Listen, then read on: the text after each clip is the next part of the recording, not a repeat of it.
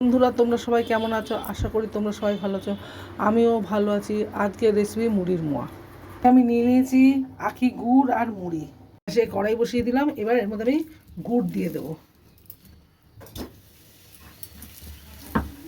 আখি গুড়। এবার একটু জল দিয়ে দিলাম। জল দিয়ে এটা ভালো করে নাড়বো। এটা ভালো করে দুধের সাথে মিশিয়ে যাবে এবং পাক হবে। যতক্ষণ না পাক হবে ততক্ষণ নেড়ে যেতে হবে। দেখুন গুড়টা পুরো জলের সাথে মিশে গেছে। এবার এটাকে পাক আরো বেশি পাকাতে হবে। দেখুন এটা এখনো পাক হয়নি, আরো পাক হবে। দেখুন এটা এখনো পাতলা। যখন ঘন হয়ে আসবে তখন বুঝবো যে পাক হয়ে এসছে। দেখুন এটা এখনো পাতলা রয়েছে, এটা এখনো পাক হয়নি। এটা যখন ঘন হয়ে আসবে তখন বুঝবো যেটা পাক হয়ে এসছে। দেখুন গুড়টা এবার ঘন হয়ে এসছে। এবার আমি একটা প্লেটের ওপর ফেলে দেখবো এটা হয়েছে কিনা।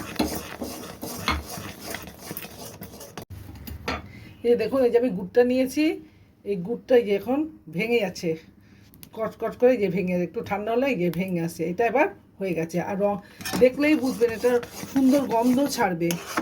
হয়ে আসলে একটা সুন্দর গুড়ের গন্ধ ছাড়বে। এটা আমার এখন হয়ে গেছে। এবার আমি এটার মধ্যে মুড়ি দিয়ে দেবো।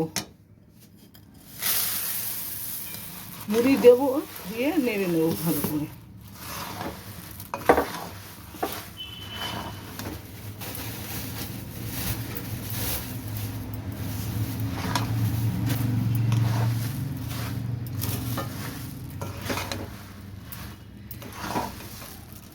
এবার মুড়িটার সাথে মিশিয়ে নেবো ভালো করে গুড়টা। আমার গুড়ের সাথে মুড়িটা মাখানো গেছে। এবার আমি গোল গোল করে মোয়া পেকে নেবো এইভাবে।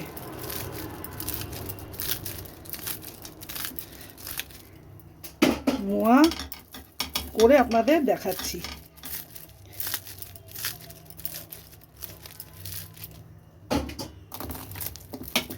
হয়ে গেছে মুড়ির মোয়া।